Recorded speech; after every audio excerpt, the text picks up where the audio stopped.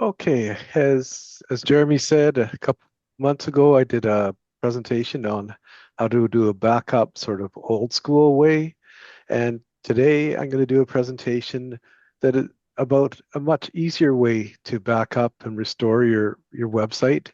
And it's the procedures that I use all the time, which is with the software Evotiva DNN Backup. And it is terrific. I've been using it for years. There's a couple different types of licenses. If you're only going to do one website, just get the individual license. It's perpetual. Otherwise, it's worthwhile getting the enterprise. I've been using that for years, and you can get a taste of it with the demo. So let's get right into it. I've created a website called production.localhost. It's a very simple little website that I use all the time for testing.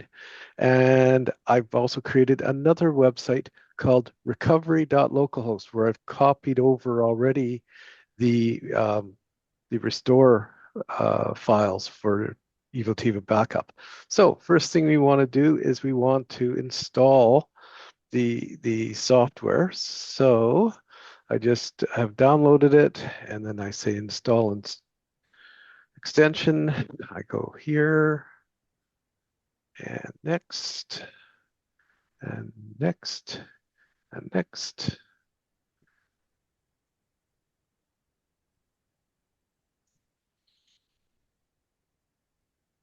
And I usually find that when I install it, it takes a couple minutes just to register with itself. Um, Come on, still thinking.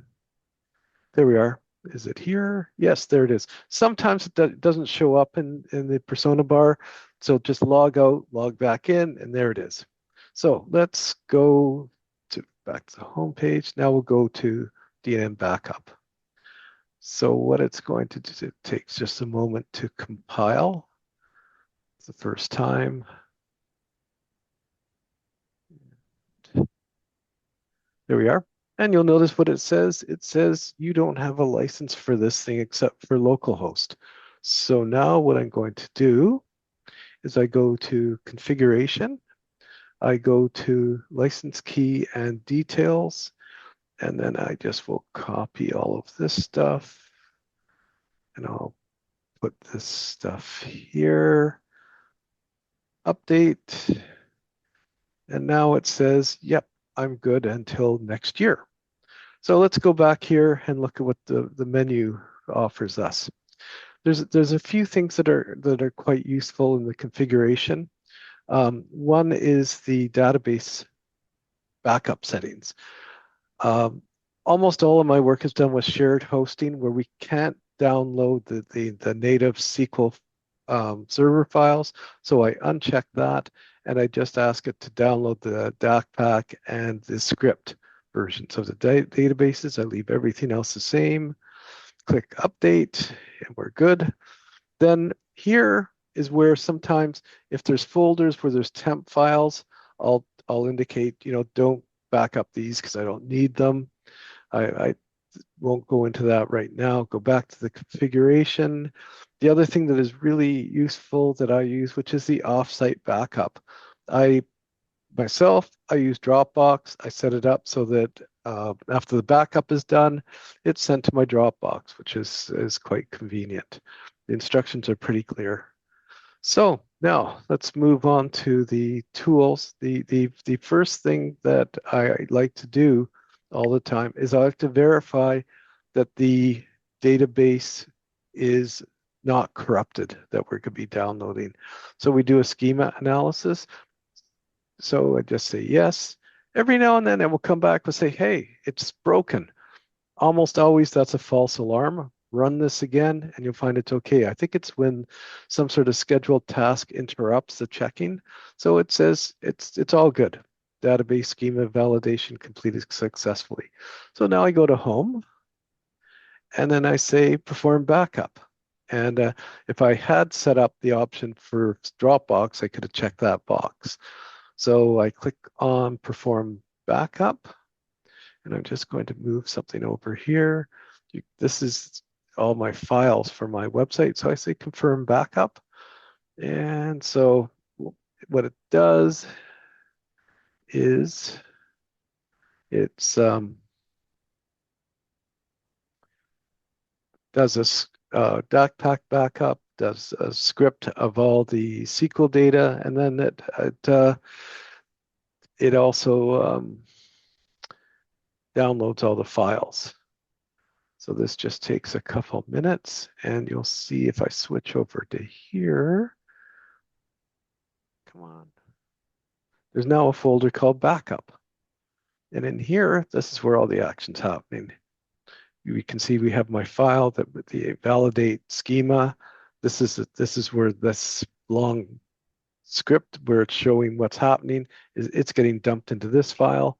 So far we have downloaded the DAC pack, which is right here, and it's still scripting the SQL. This takes just a little bit, probably another couple of minutes, and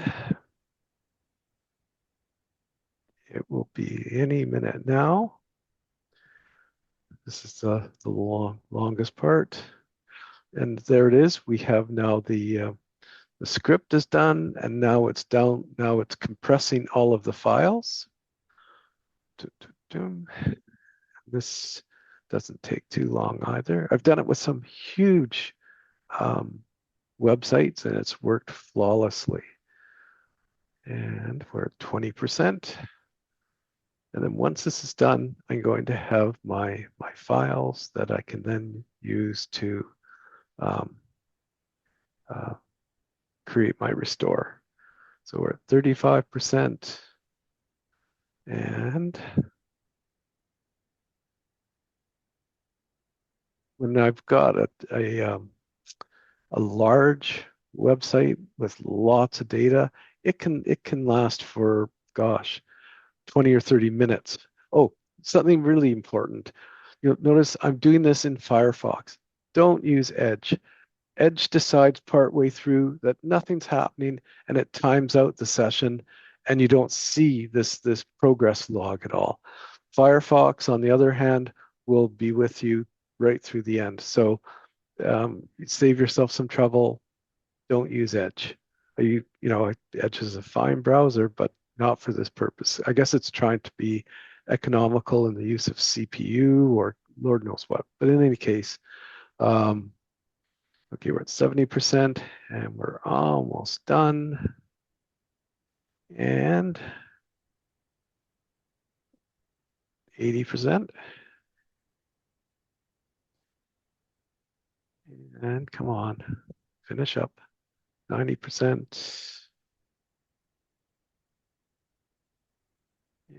And 95%. And come on, coming up to there's 100% done, and it says everything's fine. Click to return. We're all happy. So if you look over here now, I've got the record of the backup in one file. I've got the validation of things. I've got the DAC pack backup. I've got the script backup of the SQL and the files. So now we're going to go over to here, which is our recovery database. And I'm going to move over to here. This is the source files for the recovery. I go into the backup folder and I copy script and I copy the files and I paste them over to here. There they are. Now, if I go to this URL and I do /backup, it's going to do, okay, it says, okay, you're doing a restore. And then we'd say, I always test the permissions on the folder and they're just fine. I go to here. Now this is where I have to enter in the license again. So I go to here because it just uses the free license. There we are, test license key, there we are. And then first thing to do is restoring the database. So the database, hang on, is called recovery. So I type here recovery. I'd already created the SQL database. It's empty, and it has a account that's running it. I call it DNN_SA, and it's got a password. So the first thing I always do is I test the connection. There it is, and I don't need that. And then I put in the password again. Then I go to here. Not now. And then I say, yes, restore this script file that it found. So I say next. No thinking here, just next, next, next, execute. So what it's doing now is it read the zip file of the scripted version of the SQL database, and it's working through, and it's creating our replica of, there we are. And now we have to set the portal aliases. So we click on this. This takes a moment, but it does, it's actually reloading the Evotiva backup. It does it in several chunks. So I say next step, and then I just say next, and then I don't need that. And so before it was production.localhost, now I want it to be recovery.localhost. So I click on update portal alias, and we see there it is. And that's where, and if you have several languages, the other languages are listed similarly. And I have to change it that it's going to a different web service. So I do that. Now it's that. And I do some things to, it's say, safe host settings.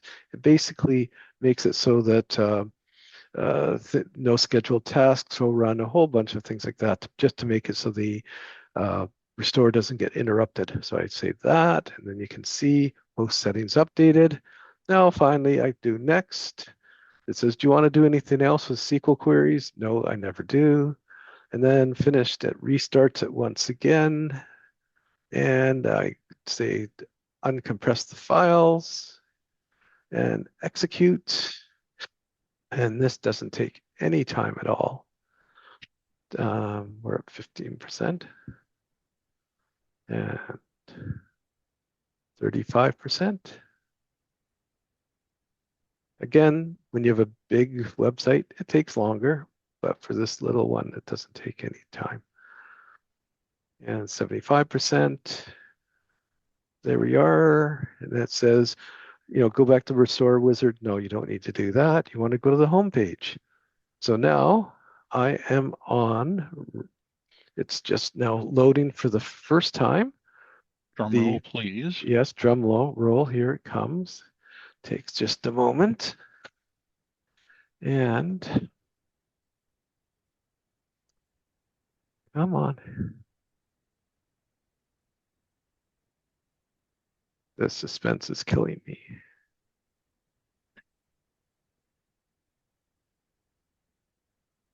Are you? Sometimes. There it goes.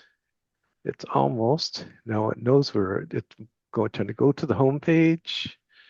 Yeah, because it has to compile all of that too sexy stuff. And there we have Brilliant. our home page, and then let's just take a second to load because everything's recompiling. Come on. There and there.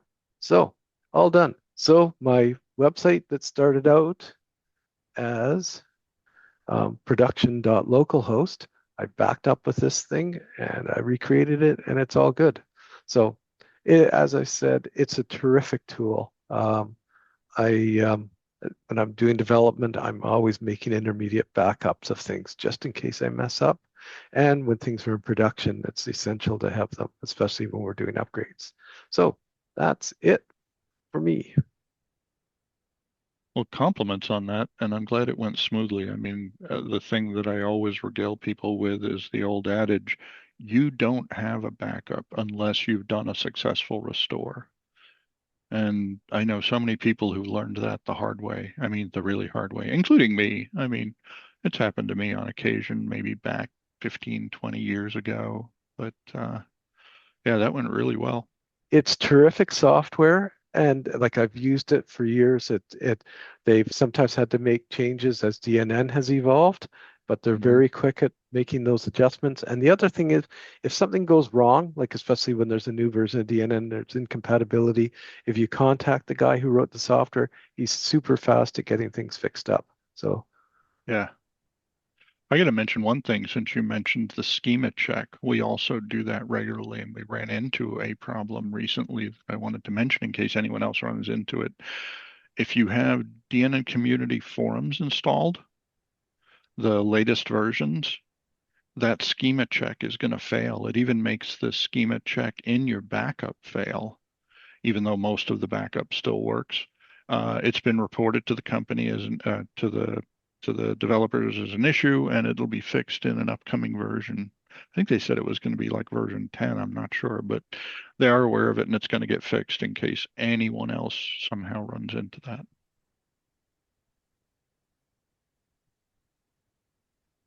that's it for me. All right. Anyone have any questions?